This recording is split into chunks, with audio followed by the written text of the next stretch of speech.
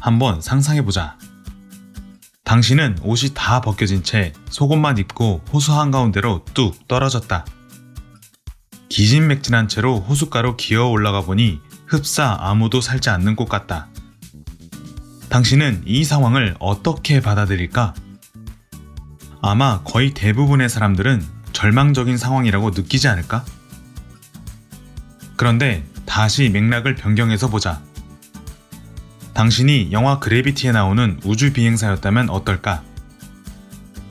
우주에서 꼼짝없이 붙들려서 충돌하거나 타버리거나 질식할 수도 있었는데 그 엄청난 확률을 뚫고 이제 막 지구로 무사히 귀환한 것이라면? 그렇다면 당신은 적어도 지금 땅을 밟을 수 있다는 사실 자체가 기적 같다고 생각할 것이다. 현실에 대한 모든 당신의 의식은 맥락에 따라 달라진다. 세상에는 수백만 달러의 적자를 내고도 진심으로 기뻐한 회사들이 있다. 그 전까지 훨씬 더 큰 적자를 냈기 때문이다. 결국 모든 사건은 맥락으로 해석된다.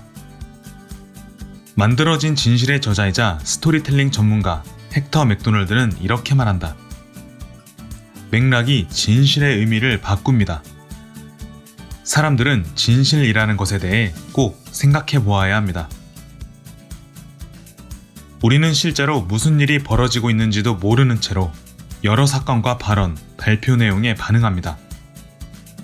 세상은 점점 더 빨라지고 우리의 주의력 범위는 계속 줄어들다 보니 제대로 알지도 못하는 상황에서 위험하리만치 성급하게 행동하고 있죠.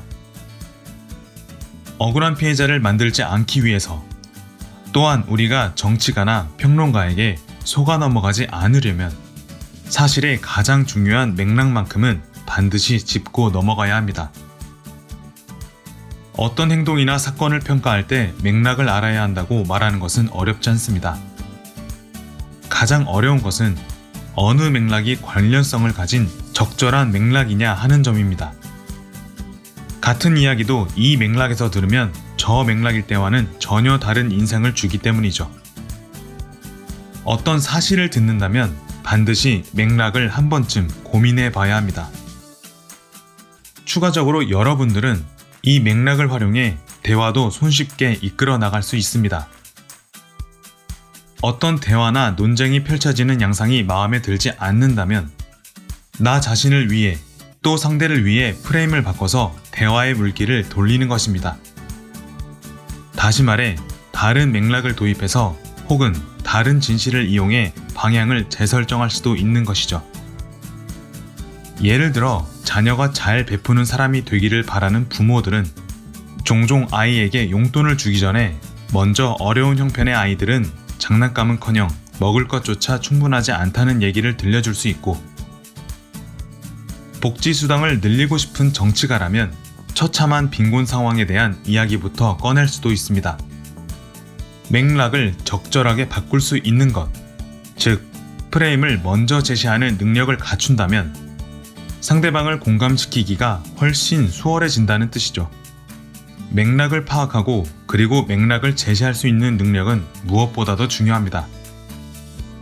설득을 잘 하고 싶거나 혹은 더 이상 거짓 뉴스에 속고 싶지 않은 분들은 어떤 사실을 듣거나 알게 된다면 반드시 맥락에 대해서 먼저 고민하는 습관을 들이시길 바랍니다.